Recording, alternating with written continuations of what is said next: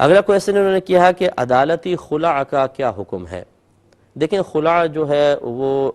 اس کی پہلے اصل یہ دیکھ لیجئے کہ اگر پیسوں کے بدلے میں شوہر بیوی کو طلاق دیتا ہے یہ خلع ہے، اور بغیر پیسوں کے دے تو شریعت اس کو کہتی ہے طلاق۔ اس کا مطلب ہے کہ شوہر ہی خلع کرے گا، شوہر ہی طلاق دے سکتا ہے، جج نہ خلع کر سکتا ہے نہ جج طلاق دے سکتا ہے کیونکہ وہ شوہر نہیں ہے۔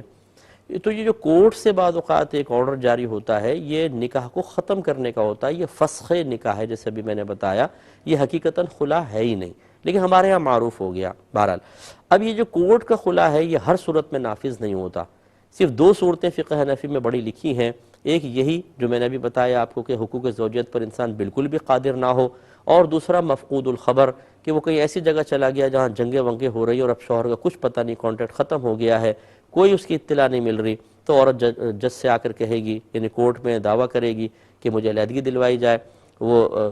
جج تحقیق کرے گا اور 4 سال کی مدت دے گا۔ 4 سال کے اندر اگر اطلاع مل جائے شوہر کی تو نکاح قائم رہے گا، نہیں ملے وہ پھر آ کے کورٹ میں بتائے گی، تحقیق ہوگی، اور اس کے بعد جج جو ہے وہ ون سائیڈڈ فسخ نکاح کر دے گا، اب یہ عورت نکاح سے فارغ ہو گئی، کسی اور سے شادی کر سکتی ہے، اس کے علاوہ نہیں۔ ابھی جو ہماری بعض بہنیں جو ہوتی ہیں جو مطلب پہنچتی ہیں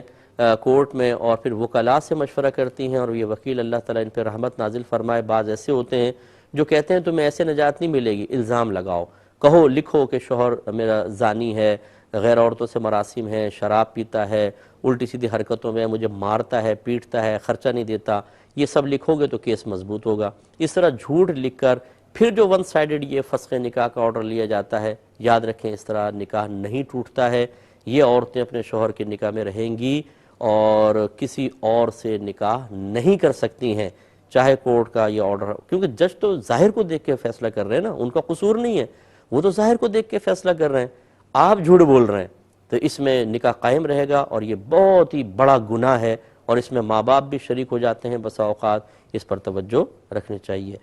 اور وکالت کا پیشہ فی نفسی ہی جائز ہے، وکیل اگر خدا نخواستہ جھوٹ بولے، مظلوم کو ظالم، ظالم کو مظلوم بنائے تو وہ اس کا قصور ہے، لیکن وکالت کا پیشہ شرعاً بالکل درست ہے، اس میں حرج نہیں ہے۔